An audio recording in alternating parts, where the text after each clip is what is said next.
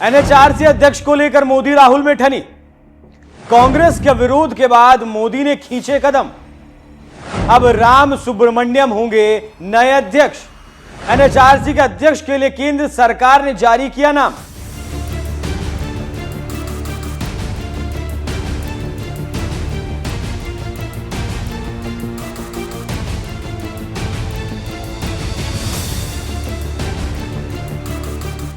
देश के सर्वोच्च संवैधानिक पदों में से एक है राष्ट्रीय मानवाधिकार आयोग और इस पर सुप्रीम कोर्ट के retired chief justice of India या सुप्रीम कोर्ट के पूर्व जज को नियुक्त किया जाता है और इस नियुक्ति में सीधे प्रधानमंत्री शामिल होते हैं।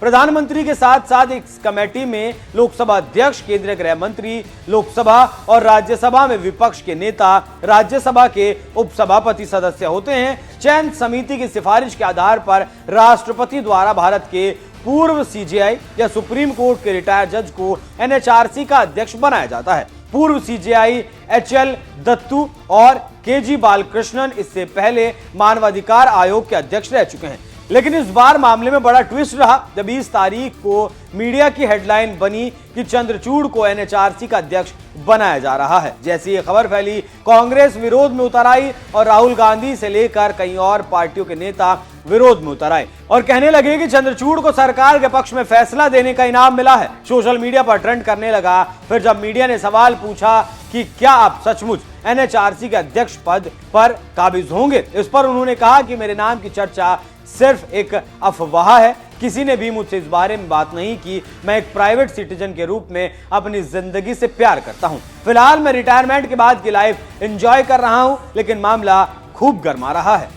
फिर सत्ता के गलियारे से ऐसी खबर आने लगी कि चंद्रचूड़ की जगह केंद्र सरकार राम सुब्रमण्यम के नाम का ऐलान कर रही है और सब यही कह रहे हैं कि राहुल गांधी से मोदी सरकार डर गई। और अंदर खाने खबर चल रही है कि जब एनएचआरसी को लेकर बैठक हुई तो विपक्ष के दोनों नेता, राज्यसभा में मल्लिकार्जुन खड़गे और लोकसभा में राहुल गांधी शामिल हुए, जिसमें एनएचआरसी के प्रमुख का नाम चुना गया और विपक्ष की तरफ से सुप्रीम कोर्ट के रिटायर्ड न्यायाधीश न्यायमूर्ति के.एम. जोसेफ का नाम दिया गया। लेकिन बैठक में और क्या बातचीत हुई इस बारे में कोई आधिकारिक बयान नहीं आया। लेकिन मीडिया में छपी खबरों की माने तो विपक्ष के नेताओं ने एनएचआरसी के खाली पड़े अन्य पदों को भरने के लिए भी सरकार को सुझाव दिए और राहुल गांधी ने जिन नामों की सिफारिश की वो नाम थे justice S Muralidhar, Akil Qureshi, supreme court के पूर्व न्यायाधीश जस्टिस वी राम सुब्रमण्यम। लेकिन अब सरकार ने ऐलान कर दिया कि चंद्रचूड़ की जगह एनएचआरसी के अध्यक्ष पद पर जस्टिस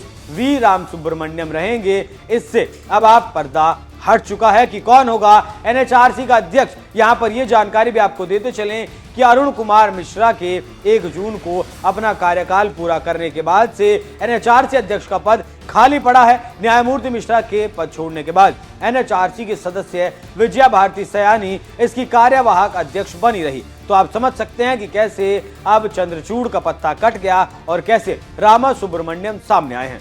जानकारों का कहना है कि कांग्रेस चंद्रचूड़ से गुस्से में थी और कहना था कि कई फैसले सरकार के हक में दिए गए, जिसका कोई मतलब नहीं था। विपक्ष सरकार और चंद्रचूड़ के मिलीभगत मान रहा था। आपने देखा होगा कि कैसे प्रधानमंत्री मोदी गणेश चतुर्थी पर चंद्रचूड़ के घर गए थे, जिसकी काफी आलोचना भी हुई थी। उसके बाद चंद्रचूड़ के कई बयान सोशल मीडिया और टीवी पर छाए रहे। उसमें से एक बयान था कि राम मंदिर का फैसला हमने भगवान के आदेश पर दिया है और बाकायदा बताया था कि हम भगवान के सामने बैठे और ध्यान लगाया, फिर जाकर फैसला दिया। इस बयान की काफी आलोचना हुई और कहा गया कि न्यायपालिका और न्याय के सिद्धांत का ये कत्ल है, जहां पर भगवान से पूछकर लोग फैसला दे रहे हैं, जबकि फैसला कागजों और सबूतों के आधार पर होना चाहिए।